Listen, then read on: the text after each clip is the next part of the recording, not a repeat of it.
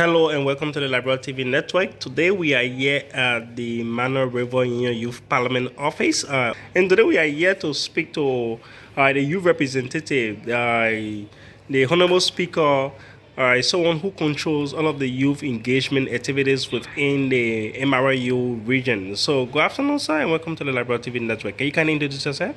Well, good afternoon. It's a pleasure being here with me in our office. My name is Daniel Nama-Niels. I am the current speaker of the 4th Mano River Youth Parliament. It's a pleasure meeting me at my office to talk. Wow, that's excellent.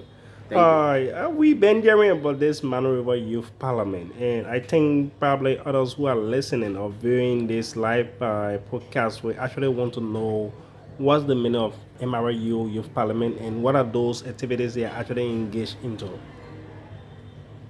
The acronym MRUYP means Mano River Youth Parliament Liberia Chapter.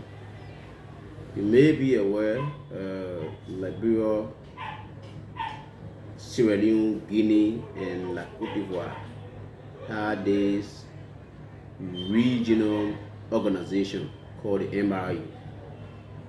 It was from the MRU which birthed the MRU WAPI.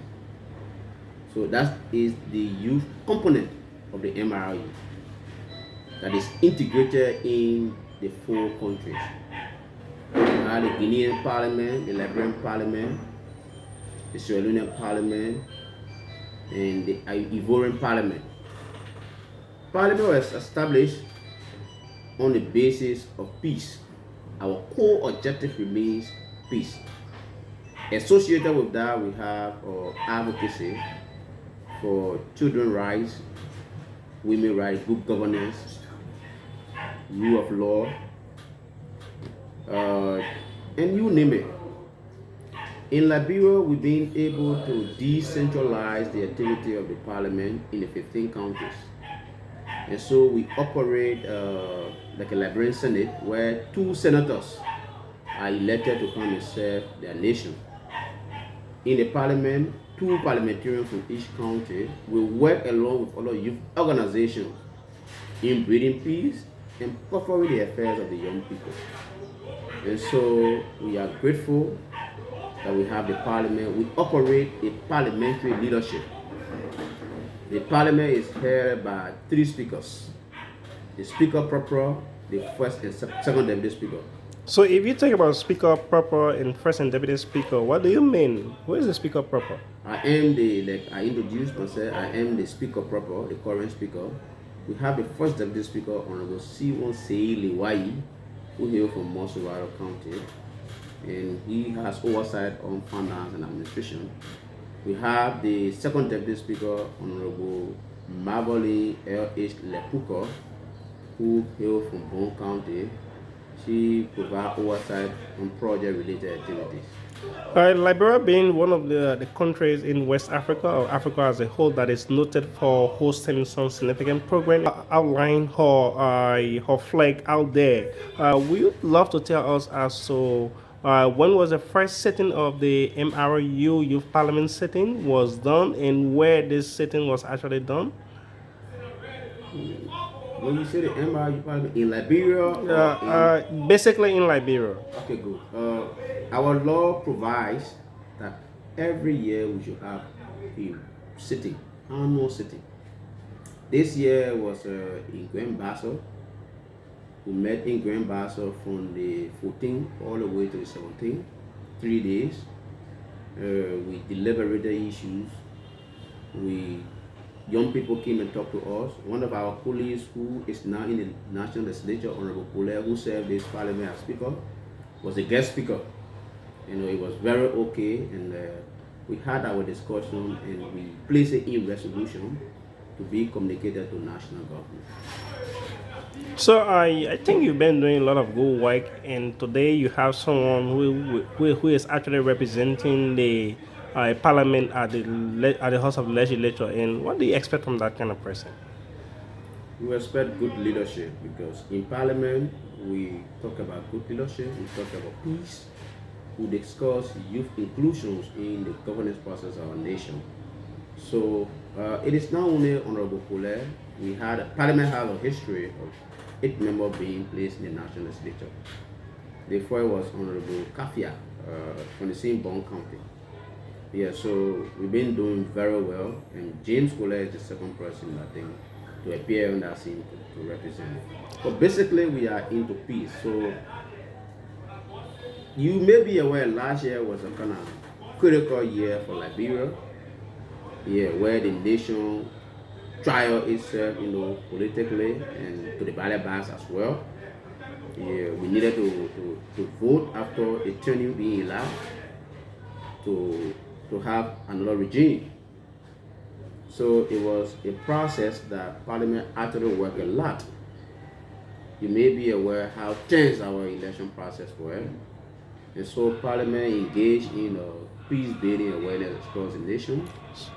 We had our launch at the YMCA, at which time we visited not all of the counties, but most of the counties, to make sure that our voices are here as young people regarding the peaceful nature. Everything did not go well, but to the larger extent, we saw relative peace. Where in the midst of the final result pronouncement and declaration, the incumbent president, saw a reason to concede and congratulate the rival. So, beside peace, what were some of those high core initiative and high core agenda that you actually had for 2023? 2023, Yeah. we had the first thing that this office, we have it back from 2023 when we came here. We back for you Parliament, they all have office space. Yeah, we battle to have Parliament office space. People who volunteer with this institution will make sure they are given money stipend, what they work for. And we had our sitting, our regional sitting in Sierra Leone. We participated in that sitting. That's one. We collaborated with a school of young people, youth organization, that is the MOP, Messengers for Peace, the YAP, Young Ambassador for Peace. We have MRURP, and other two organizations in a partnership with the Swedish-led institution called the FBA. FBA is a Focus Banana Economy. There's this program they initiated here in Liberia called the CPLP, Conflict Prevention Leadership Program. Yes. We managed to send our volunteers and they were recruited, trained. Right now, as I speak, they are in the 15th county. We're trying to undertake program regarding peace, program regarding their own, networking in the country. So that was a very good initiative. So we also want to know if your office is fully been funded by the government, or are you funded by international organizations, or how do you actually go about to fund some initiative and also have this kind of excellent program that your office is actually hosting? When you say fully funded, then they're where we are. But how be it, the MRU Youth Parliament is a subsidiary of national government. We are one of the statutory youth organizations in Liberia, among the three. It's FLA, LINSU, and Parliament. So government have seen wisdom to subsidize the work that we do. Not fully, but subsidy. You understand subsidy? Sure. Can you just tell us what number is in the budget for the youth parliament?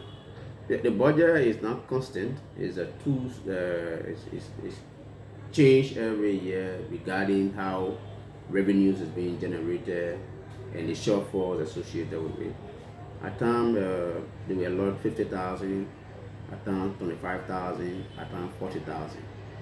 Yes, maybe when 50,000 is allotted, you are lucky, you get 40 or 30,000, you move on. Because we have had this situation in Liberia that budget will always shortfall. So when a shortfall, it affects every segment of the budget line. of which Parliament is of no exception. So, with this, what have been some of those challenges that you actually been faced with as an institution?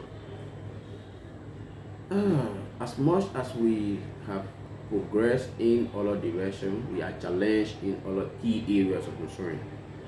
When we came to Parliament, we wanted to make this Parliament a unique body where we get into different initiatives. Like for example, agriculture. We had this proposal to engage in this youth in agriculture initiative, where Parliament will have fund in maybe 2 or 3, 4, 5 countries as a part of project. In fact, that's the proceeds of those agricultural produce will be used to sponsor most of our program. That's one.